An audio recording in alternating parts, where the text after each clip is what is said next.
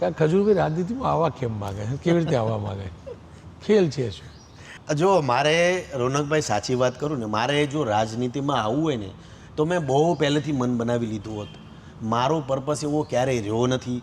મારા રાજકારણમાં આવવાથી કોકનું કંઈક સારું થતું હોય, કદાચ હું એક ઘર બનાવું છું, રાજનીતિમાં કદાચ મને પાવર મળે તો હું કદાચ 1000 ઘર બનાવતો થઈ જાઉં, તો એ પર્પસ હતું. તમે જ કહેલું 27માં ચૂંટણી લડવાનું. મન બદલાયું હજી પાક્કું જ છે 27માં લડવી જ છે ચૂંટણી?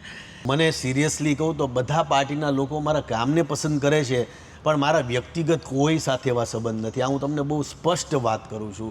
પણ રાજનીતિમાં આવવાનું મન બનાવેલું જ નહીં એ કહી દો. હા, મન 100% બનાવ્યું છે કે ભાઈ કોઈ સારી પાર્ટી અપ્રોચ કરે કે ભાઈ મારું કામ જેને ગમતું હોય.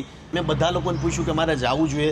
હરેક લોકોનું બહુ પોઝિટિવ વલણ છે કે ભાઈ તમારે રાજકારણમાં જોડાવવું જોઈએ. એટલે દિલથી એવી ઈચ્છા છે કે ભાઈ રાજકારણમાં મારે 2027માં જવું છે. કોઈ પાર્ટી વિચારી તો હશે ને નીતિનભાઈ કે આ પાર્ટીમાં જવું? પાર્ટી કોઈ એવો વિચાર નથી કર્યો મેં. આ ઈચ્છા જરૂર છે. ત્રણે પાર્ટીઓ એપ્રોચ કર્યો, બીજેપી, કોંગ્રેસના, તો કઈ પાર્ટી પસંદ? એ હું જોઈશ કે મારા કામને કઈ રીતના આગળ વધારે છે એ વસ્તુ હું પહેલાં જોઈશ. પણ મેં એરિયો, વિસ્તાર, લોકેશન ક્યારેય નક્કી નથી કર્યું અને પાર્ટી નક્કી નથી કરી.